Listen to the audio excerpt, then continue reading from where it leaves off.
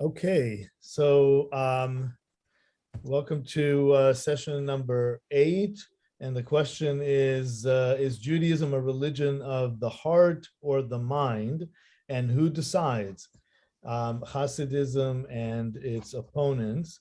And we just watched Dr. Fishman's video explaining the sources and the debate between these two groups.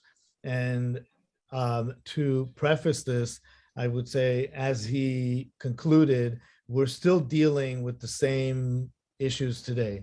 And we do have 3 major denominations that pull in kind of different directions, but yet we consider them under the one big tent. And really, when we are talking about the mind or the heart, so of course the mind would be represented by the mitnagdim, by those who opposed the Hasidim that offered a different interpretation of dveikut, of clinging to God. The heart would be associated, of course, with Hasidim. And then we have the third group that he was talking about, the activist. So if it's, are we an activist religion too? So that's the third. And Haskalah, the Enlightenment, not being necessarily religious, but was very activist, of course. We know that. So somehow the word, there's a teaching that says, if you operate from those 3 places in your body, you are a king. Because the acronyms of those 3 places, brain, moach, lev, heart, and kidneys, where it's supposed to be your morals stored, that's the activism. So, and that's klayot, chaf. So it spells out melech. So I think a king, which means what it says is that we need both in different places and times. So, okay. We have 3 groups here, right? Hasidim, please raise your hands. Okay, Anne and Ellen. Then the mitnagdim, we said is Alan and Sarah, right? And the enlightened ones would be Elaine and Paul. Okay, so let's start looking at the sources. Let me share screen again. And in your conversations, in your chavruta, would you share with us your feelings about all that? Who would like to go first? I will start because I'm nowhere, but I will start. What does it mean to pray with joy? And if I think that the idea that God prefers prayers offered in joy to those offered in sadness. So if I'm praying for something, I'm not necessarily joyful because I want something. I want someone to get well. I want a deal to go through. Right. I want that letter to come that I'm waiting for. So, and shaking and carrying on is just not my style. And I would imagine that God wants every Jew to come before him, no matter what. Which means? Well, if everybody comes to each his own, but to each his own? Well, yeah, it could be, right? We don't discuss our prayers with our families or our husbands or wives. It's personal, and it's nobody's business. That's beautiful that you're saying, there's a point where it's each person's sanctuary and they're allowed to pray and express their connection to God in every way they want. And when you say Hasidim, I think of Fiddler on the Roof. Sure. Sure. And That's and actually, this is the piece that I think is not highlighted here enough, that Hasidism was not, and we'll get to the source that asks to say which one, which accusations are correct and which one are not. But Hasidism was created not to rebel necessarily against something. It's just to was also to provide a need that they didn't have enough time to study. These people were peasants. They were farmers. They worked all day from sunrise to sunset to bring a penny home. So they didn't have time and the luxury of some people to sit in the ivory towers and say, this should be done like this and that, all these big yeshivas. So that was a solution for them to not feel alienated from God, that God still loves them, so they can find God wherever they are. If they're in the woods, if they're at work, and to be happy with their lot. Because who's a wealthy person? One who is happy with their lot. So they flipped the whole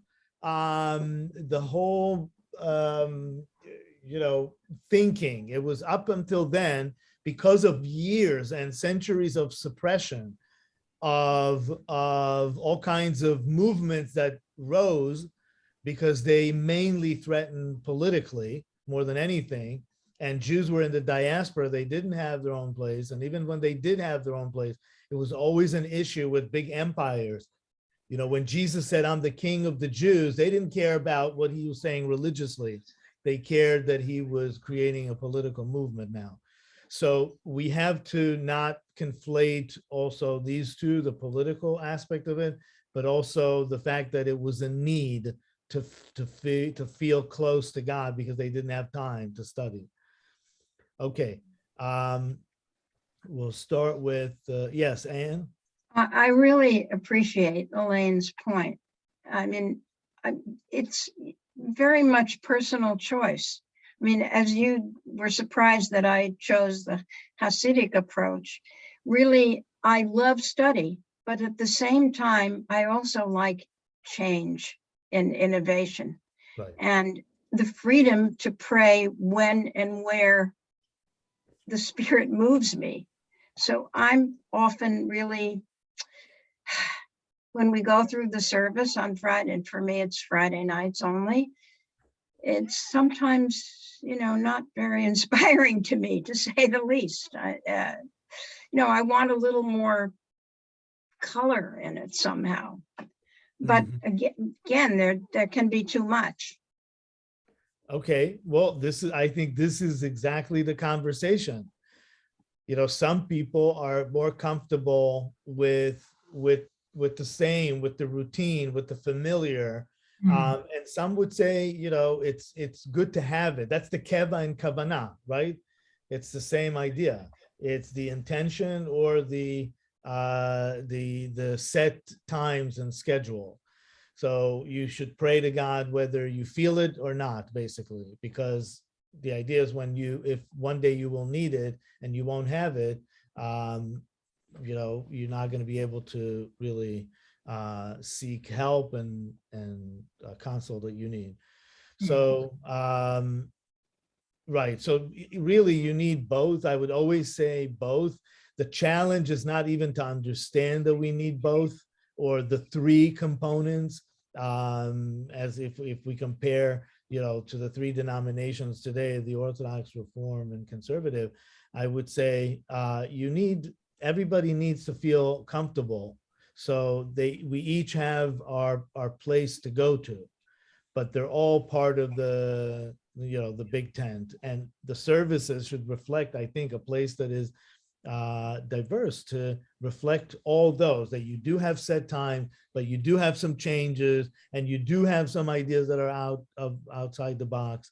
So the challenge is when, where, and how much. I'd like to say something about what Ann said. Over the years, we've had rabbis come and go and stuff. And people would say, oh, well, it was boring, or it was this, or it was that. And I always feel, well, they live such secular lives, not religious, not kosher, or whatever they're doing. But when they come into the shul, they expect Jesus and Muhammad and the rabbi to be like one. No, where are they 7 days a week? But Friday night or Shabbos, it's got to be perfect. But it's not perfect. It's good. It's adequate. Sometimes it's wonderful. That's Very my wise. my Very take. wise. That's my take. Very And I don't know anything, but that's my take. No, you do, you know a lot.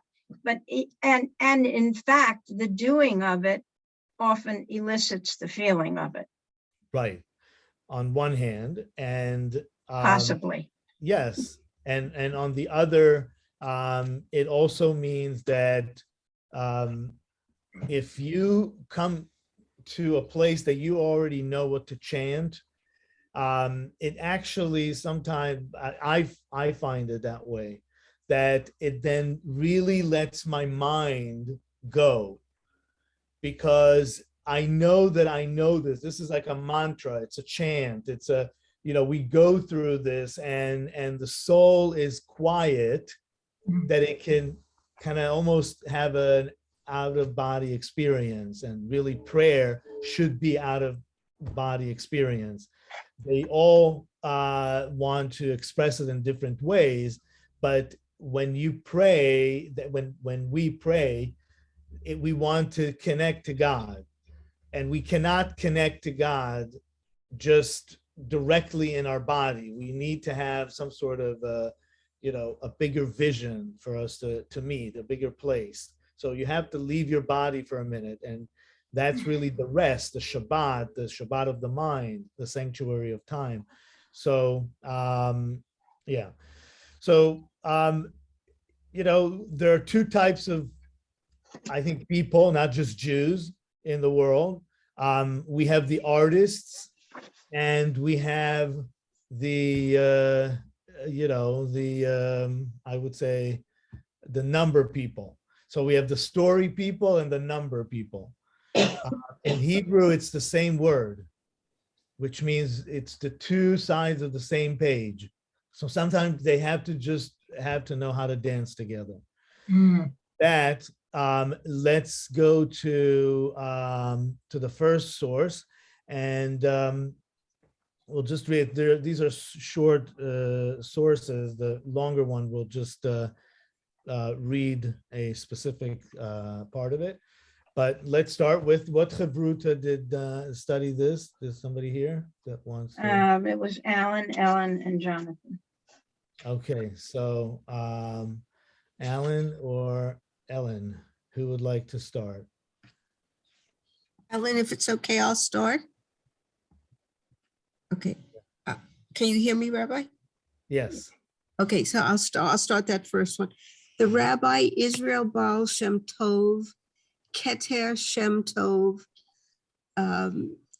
How do you pronounce the on the Veikut? The Veikut means to link yourself to something, to connect, to attach yourself to something. So it's about attaching yourself to God. Okay, he was also known as the Besht, founder of Hasidism in Poland, 1700 to 1760. Keter Shem Tov is a collection of his interpretations of the Torah, published in 1794. Mm-hmm.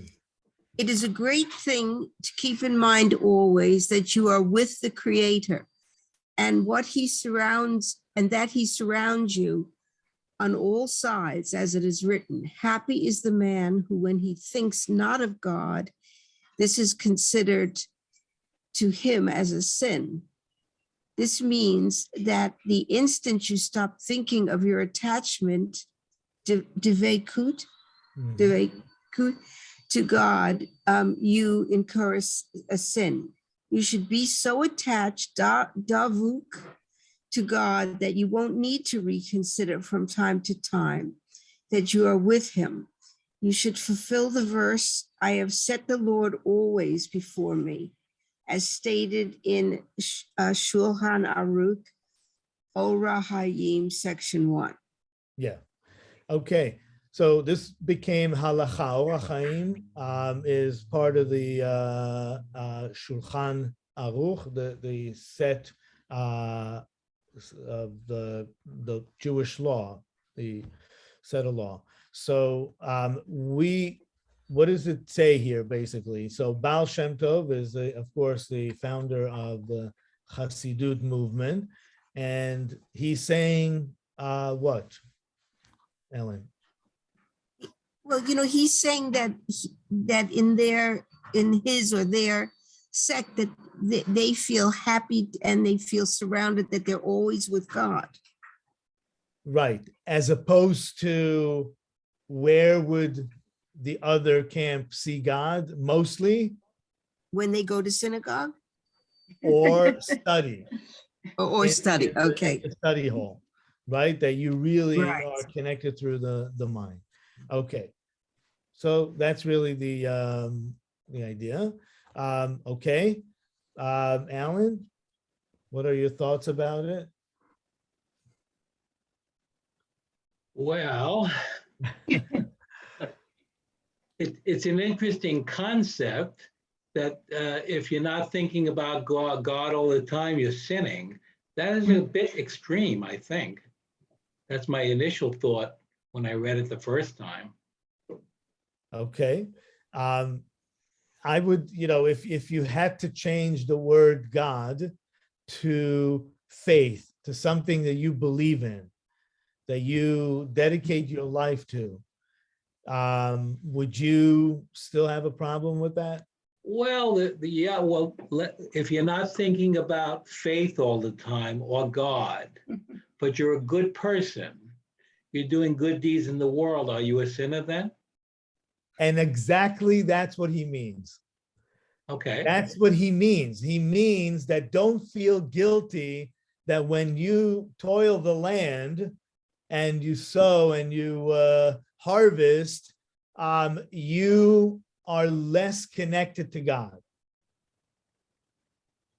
Exactly what you're saying. So you're a mitnagid here, but you're still you agree with this idea basically that God is everywhere. You always have to think about God, but it means that you can think about God through your life, not just sitting and learning in the Beit Midrash. Okay, but if you take it to the next step, okay, you're not an atheist, okay, but you're not interested in faith per se. You accept your religion, Jewish or whatever, okay, but you are a good person.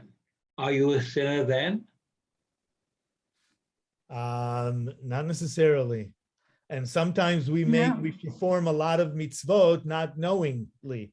We say, oh, I don't know, I called my my aunt, right? Okay, but you called your aunt, that falls under honor your father and mother.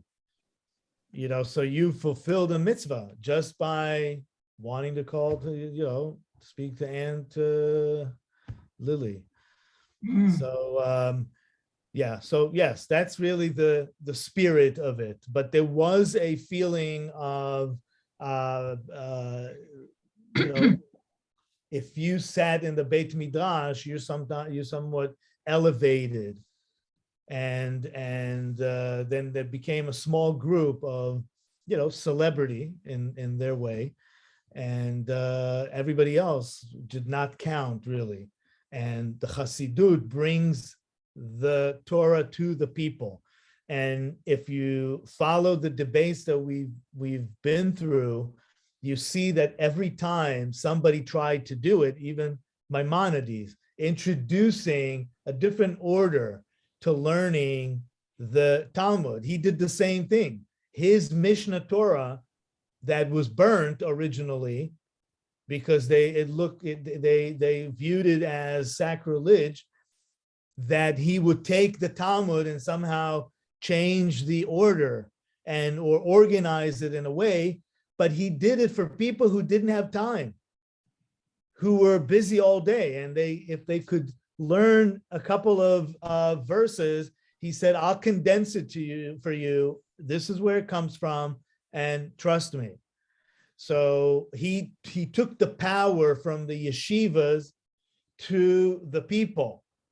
It's the same thing. Like banks want to have all the money. They don't want things to trickle down. That's what we're talking about. Steinsaltz, Rabbi Steinsaltz, who translated the Talmud, who rewrote the Talmud with current explanations of the Talmud, but changed the pagination on the Talmud.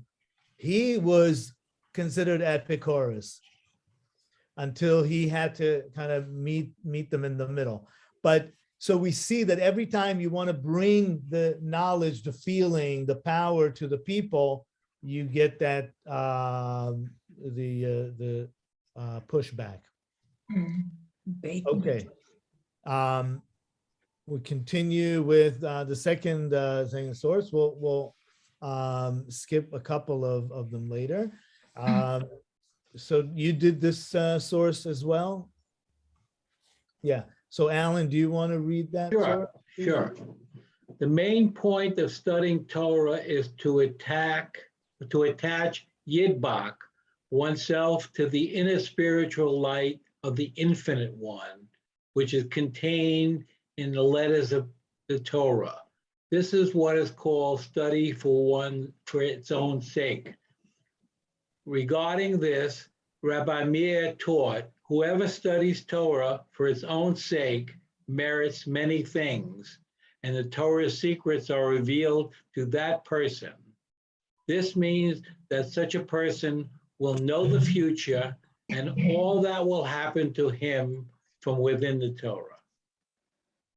Okay. This is where it goes way too far for me. Yeah, that sounds like it's over-advertised. Okay, this is the line. And Anne responded adequately when she said, this is where it gets too far for me, because that's exactly the line that they debated. Why? Because what is he talking about here now? Even though he's talking about learning Torah for its own sake, meaning to have kavanah, to have the feeling, not just to go with the routine. But what is he saying here too? There's one word here that we're going to use, and that's mysticism. He's a mystic now, because he's now saying you will know things. So then the Hasidim did not say that Torah learning is not important. They just said you can find the experience of God everywhere. But the Rebbe had to be very knowledgeable, of course, and learned.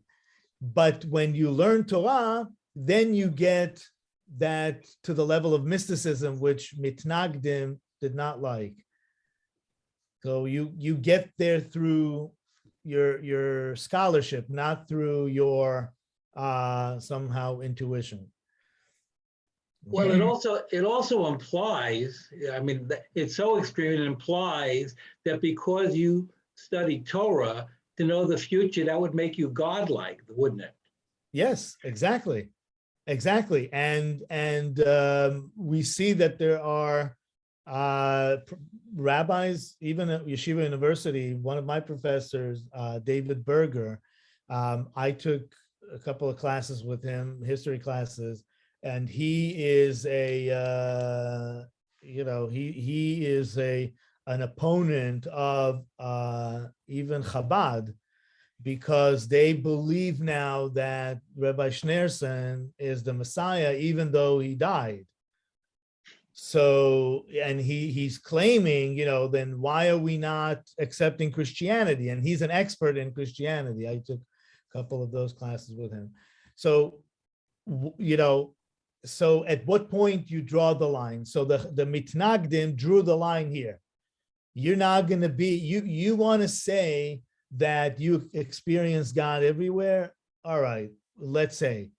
But if you're going to say now that you now have mystical powers over anybody else, that means you fall into all these categories of those sects that started in Judaism and exploded in people's faces, because they ended up, risking them politically too.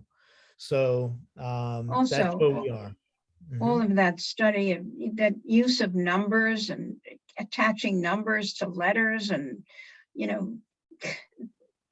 I don't understand. I never understood how that made any sense to anybody. Yeah.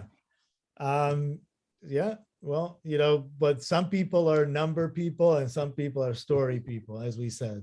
And, the artists and those who, manage their numbers. So we need both, but it's that's where the line is.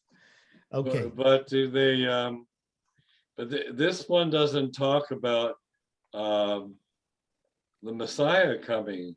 I remember as a kid studying Jews who sat on their roofs waiting for the Messiah, for Jehovah to come and take them wherever, and would, I guess, save the Jewish people. Am I good? Does that ring a bell? Yeah. Are you talking about the Hoshana Rabbah? Well, it was during during this time before, like 18th or 19th century, where Jews would demonstrate their belief just by going on the roof and waiting for the Messiah to come. I mean, it was right. Those were those sects. Yes, the Shabtai Tzvi movement, the Frankist movement. So all these movements that risk, and Yemen had its own, Messiah, false Messiah. So they are concerned. It's very important to know the context of the time. The whole world was changing. Don't forget, we're talking about, look at the year, 1772 was the year that they were, the first ban, right? Official ban. That means that they were already fighting for a while. 1776 is around the corner. So the American Revolution, the French Revolution, the Haskalah, all these movements that changed the world, reformed Judaism. I mean, the world was reforming on such a big scale that everybody was concerned in their own place. So a lot of times they reacted to each other. So, for example, the biggest yeshivas in Eastern Europe, like Volozhin and others, were created as a response to this, because up until then those yeshivas were not huge. They were, a few dozen students, but now they became hundreds and thousands. So because they were reacting to that idea. The reality today that is that these two communities get along very well with each other. They're almost, inseparable. So, it's indistinguishable, as we said, definitely by their clothing. But so that's, I think, the biggest question for us today. If there are movements that we see today that maybe we shouldn't oppose them that much, not to create a movement against it. Yeah, I was debating which source to skip. We'll skip source 4, but source 3 is actually important. That's the one that Elaine referenced.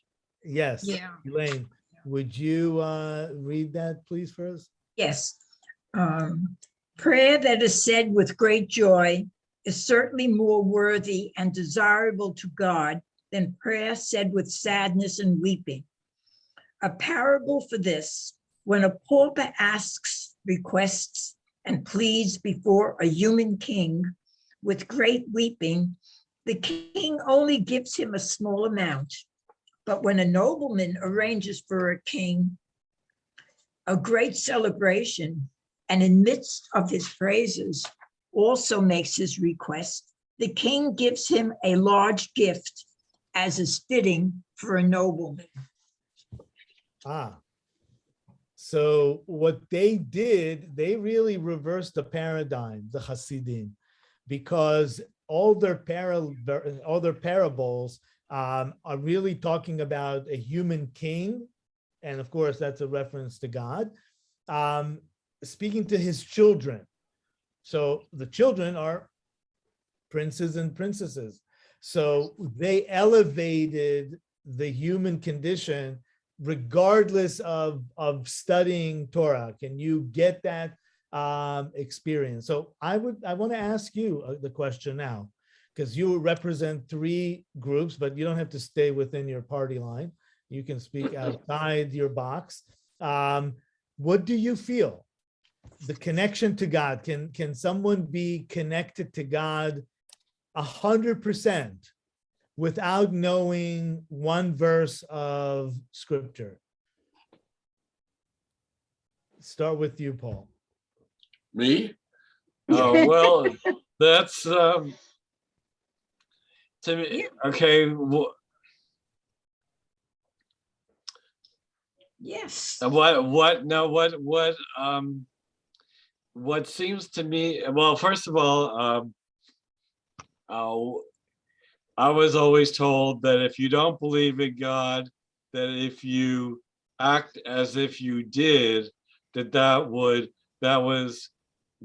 count, and that you continue to practice as if you did believe, that it may lead you to actual faith. Right. Yes. Because so I never really I think I now, and I'm, how old am I? 72. I feel that by continuing what I'm doing with Judaism, that it makes it, I think I feel closer to believing than I ever have in the 72 years before this. So it's sort of like, And what do you but attribute I didn't come to it with that as a goal, and I just came to it because, but I think for me it was community, that to be a Jew and part of the community of Jews, which is very hard in the diaspora. And I recently, during this COVID thing, I was trying to remember, I had a feeling of being part of society, and I just couldn't remember where that was coming from. And then I remembered it was when I went to Israel. You were part of the people in that country. Just being there, nobody, no Hasid is going to come up to you and ask you if you're Jewish. You're not minority. They're going to assume that you're Jewish. You're not a minority. Right. And I found that to be very moving and elevating and relaxing. Is sort of like, not that I really ever, I think maybe once did I, living in America, I can't say that I really experienced anti-Semitism. The other thing is also living, particularly part of the time in New York City, basically living in the largest Jewish city in the world. Right. You don't feel as know, isolated. it's, it's not that I, Yeah. that So let's I, keep that in mind, that we're talking about the community, and for this purpose, we'll call it minyan, because that's Right. really the word that is used here. Yeah, Sarah, did you want to say something? you're on mute. Yeah. Sarah, you're on mute. Did I raise my hand? I wasn't aware. Oh no, You raised your eyebrows. That You were counts. chosen. It's the subtle, if you raise your eyebrows, that's subtle I see. communication. Okay. yeah, don't worry, Well, we can edit it out. I can only speak from my own experience. I can't speak for the whole community. I can't speak for a group of people. And I think that tells you something about my personality too. I think that religious belief is intensely personal. And whether or not there are others around you who believe as you do, it is not important to me. I know what I believe, I know what I feel, and I tend to go back to I guess I'm an originalist. If I'm going to be a Jew, I want to go back to when, not the new sects. I mean, it gives me great pleasure to be able to read read Hebrew, because that's the original language. And whether or not I read in translation, or whether or not I understand the Hebrew words, all of them, doesn't really matter. It's the fact that I can read in this language, and that I go back to what I guess the oppositionists, is that what we're calling them, believe. I think that religion is an intellectual activity. It's a spiritual activity. And I think that there is great joy in believing, and you don't have to be, jumping around to music in order to believe. As a matter of fact, that turns me off completely, I guess, because I'm a rather quiet soul, strangely enough. I've told the rabbi many times before that my favorite part of the service, although I enjoyed the Torah service on Saturday morning, I think because you do bring out the Torahs and you read I go back to the originalist. You read that, and that's meaningful to me. And my favorite part maybe of the service, other than the Torah service, which I enjoy very much, is the silent prayer, because that's for me. That's for me to say in my quiet way, God, here I am, and this is what I think today. What do you think about that? So you do have the communal through the Torah teaching. I do, but it's just personal with the prayer. And these, you exactly touched upon these two sides, the Torah learning and the prayer. The Hasidim put more emphasis on prayer because they say you can connect to God even beyond the Torah through your experience, and it's a personal experience, and it brings the power to them. Yes. I'll just take one more half a minute, if you will, indulge me. Going back to the Torah service, I think I may have mentioned this to the rabbi also, or to someone, I think I expressed it.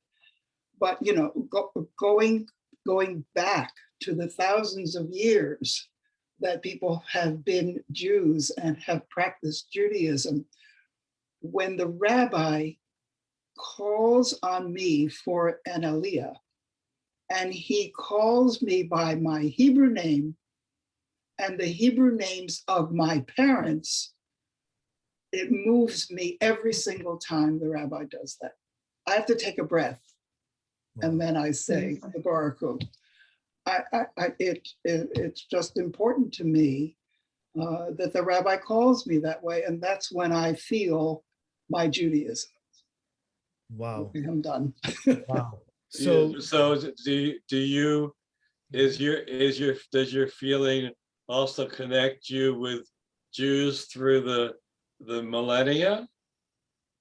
Sure. I mean, in your feeling of being, they talk about being surrounded by God. Do you feel that this takes you back all the way to the beginning of the Jewish people? I mean, just to your own sense? Just curious. Well, I don't know as I go back to the beginning of the Jewish people, but I think the language does, and that affects me, and that's why I enjoy the Torah service, because it does. I'm an originalist. But I think I loved what you said about hearing your name and the names, your parents' names. That connection is very deep. And I love the whole idea that in some sense, we were all standing at Sinai and we were all part of the Exodus. I mean, these are things that may or may not have happened, but they're real in some way to me, and very valuable as ideas that connect me to Judaism. So although I liked what you said, Sarah, that's all I'm really saying. Well, thank you. So it seems like, on one hand, we need to have a synagogue, right? So you need to have a structure so we can gather.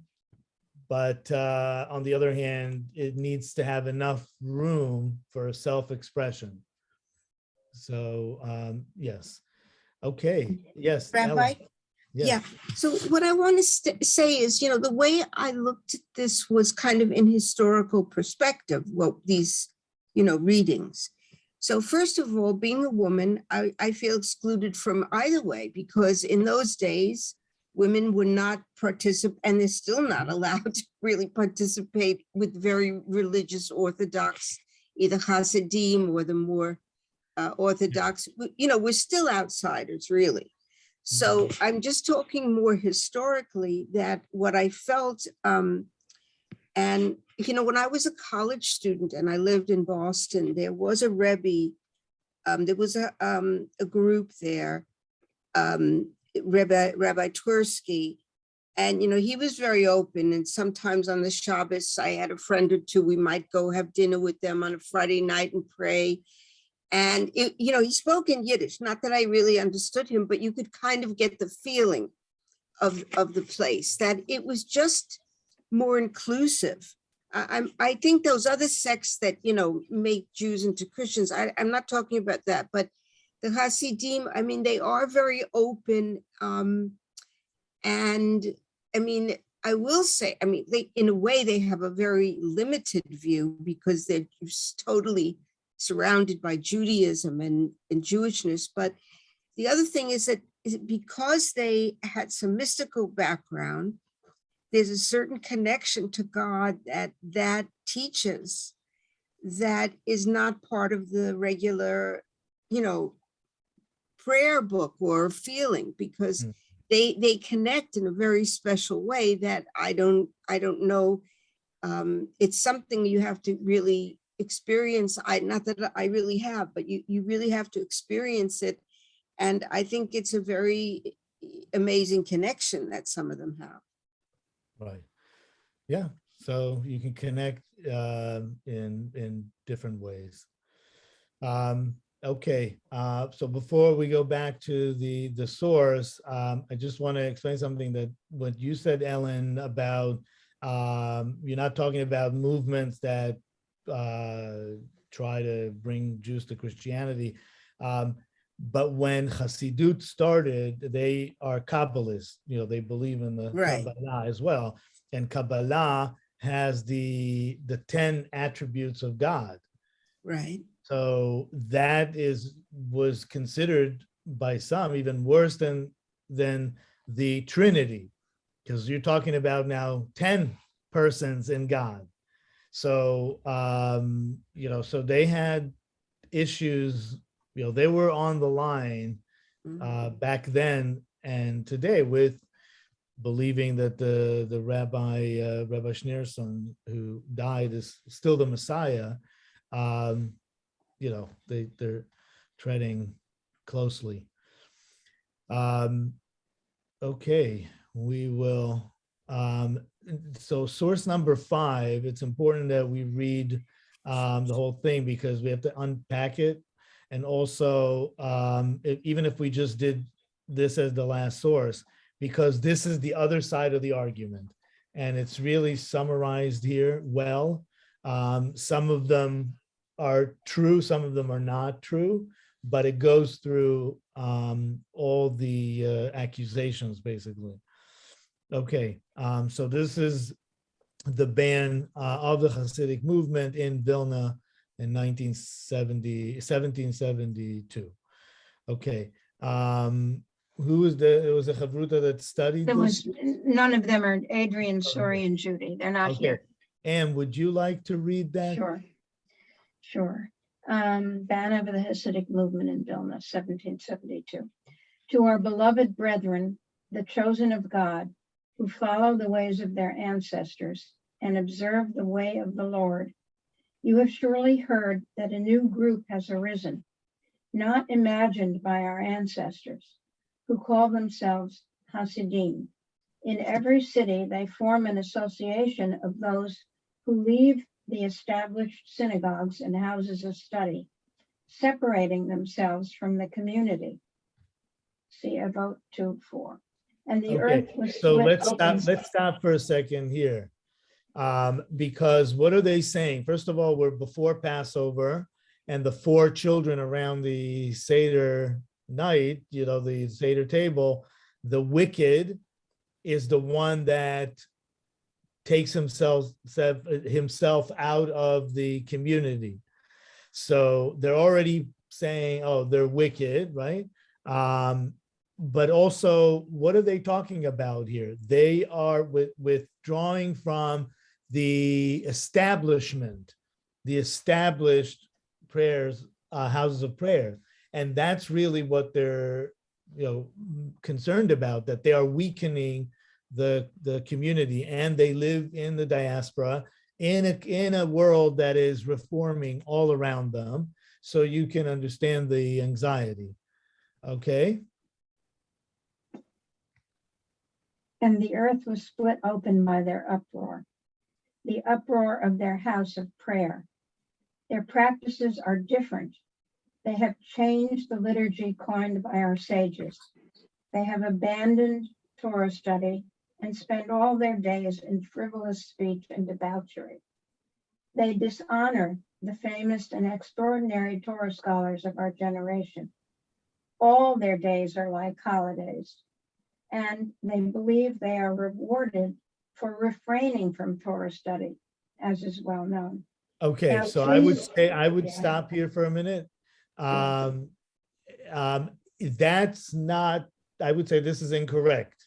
This is like accusing them for something that is not true.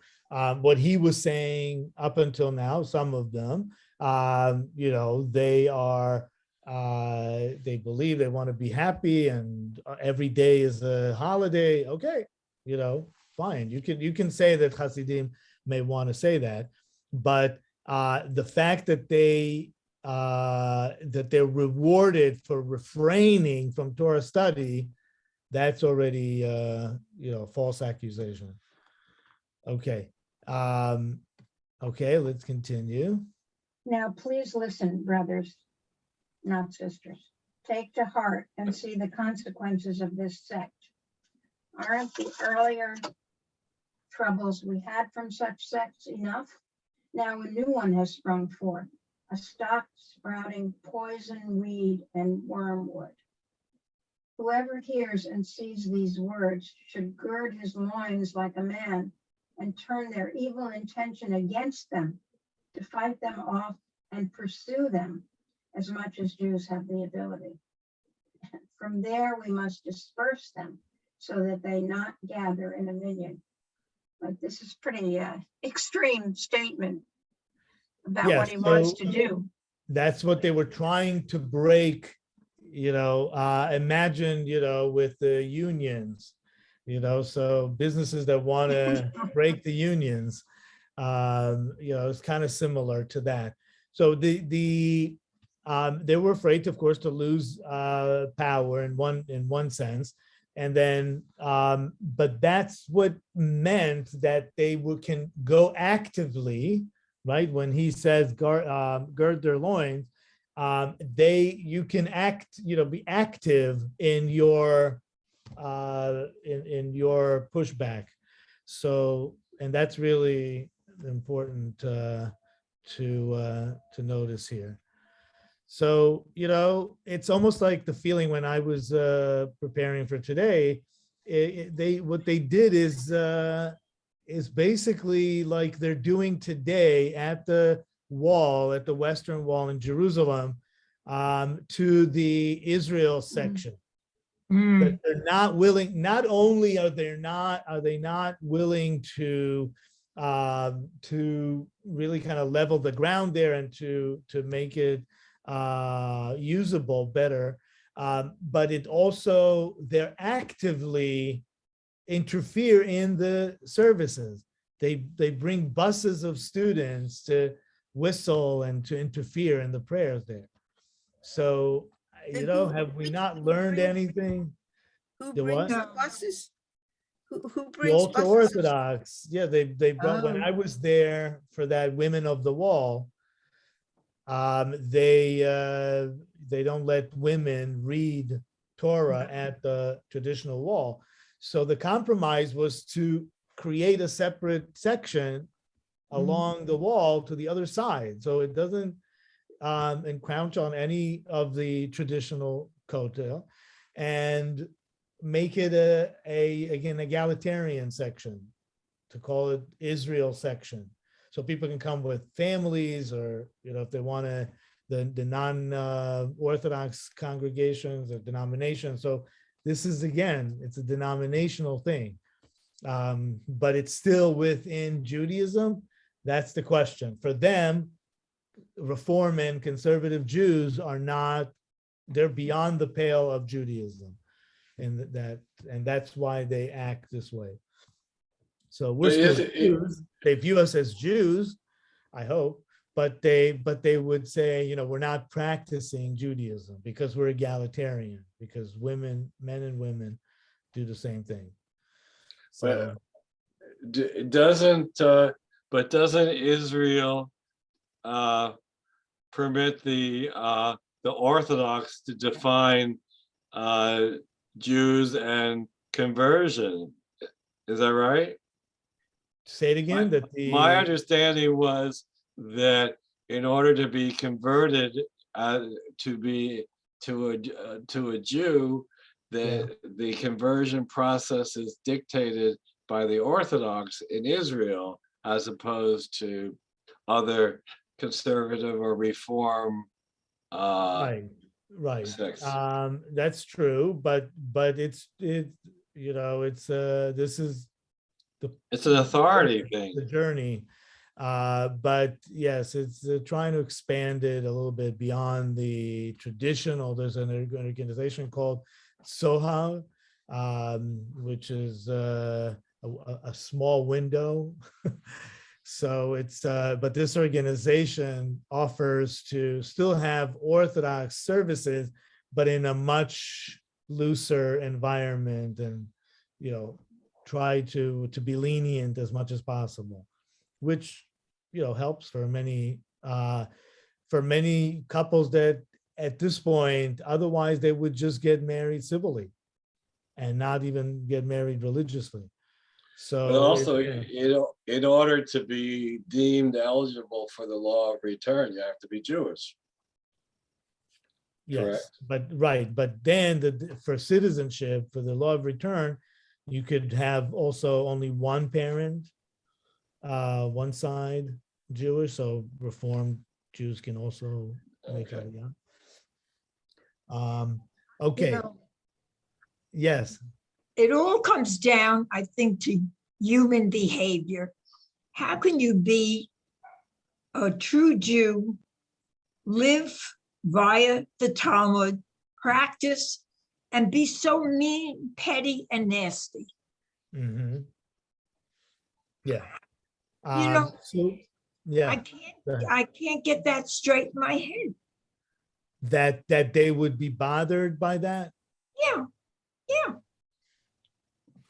I'm with you on that, but I came from, the Orthodox world for many years, and um, I, I understand where they are. Today I wouldn't give up egalitarianism. I've crossed that line for me, but I understand where they are, and there's room for everybody. It's not very Christian. Yeah, Alan. You were talking about the egalitarian portion of the wall. I was Right. lucky to experience the bat mitzvah of both my granddaughters Right. at the That's what we wall, did. at the egalitarian. But the first one, it was right up against the wall before they moved it back because the rocks fell. Right. So we had the rabbi and the Torahs out, and the whole family gathered.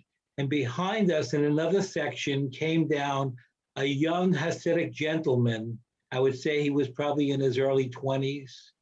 And he sat very respectfully. I think he was mesmerized at the service of watching the full bat mitzvah service of a girl.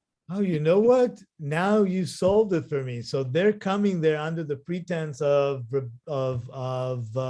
demonstrating, but they're actually enjoying the service. He simply observed. He didn't say a word, and he watched it. Yeah. All right. That's a good point. Did he Yep. go to the Kiddush? No, he wasn't with. They had separate platforms against where you could then reserve it. There's a special group. You met the rabbi who brought the Torahs to the second one. It was the same rabbi. There's an organization from conservatism that if you want to arrange a conservative bat mitzvah, they'll bring the Torahs and all of that, and they'll do the service and everything like that. The rabbi actually came to the second one and participated in the service. Yeah. Yeah. Well, it sounds like the young man really wanted to observe this other practice of Judaism, but didn't feel comfortable in saying, I just want to see what it's like. So instead he's saying, I'm here as a demonstrator and as an opponent, as opposed to a participant or an observer. Well, I wouldn't say he was a demonstrator because we had the platform was taken up by the family. He was sort of on another platform, and he was more of an observer. He was quiet, respectful, and just watched the whole thing from slightly afar. Yeah, but if he's questioned by his group, he can say, oh, I meant to go to demonstrate, but I got lost and I went to the wrong one. Either that, he was said, I want to observe those pagans pray. So, all right. I think, this was a great discussion. And of course, it could be, we can double on this session easily with the other sources, because really, if I would summarize this, the world is divided to two. Circles and squares. Some people are square and some people are circular. And I would say in most of us, we have both. We have times that we are, more circular, and sometimes we're more squarish. So I would say, this is always the debate. in Judaism. And when people ask me, so what are you, Rabbi? You know, you were Orthodox before, and I've said it before. I'm conservatively Reformed Orthodox.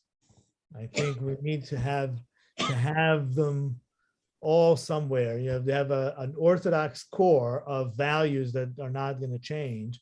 I believe in that firmly. And then you always have to change with times, always reform. But when you reform, you should reform conservatively.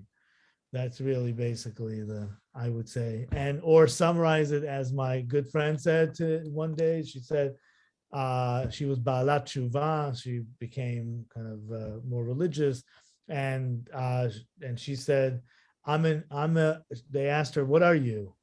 And she said, I'm a practicing Jew until I get it right. I think Like that's most of us. a Yeah. good summary. So thank you very much, everybody. And Thank you, Rabbi. we'll, Thank you. stop the recording now.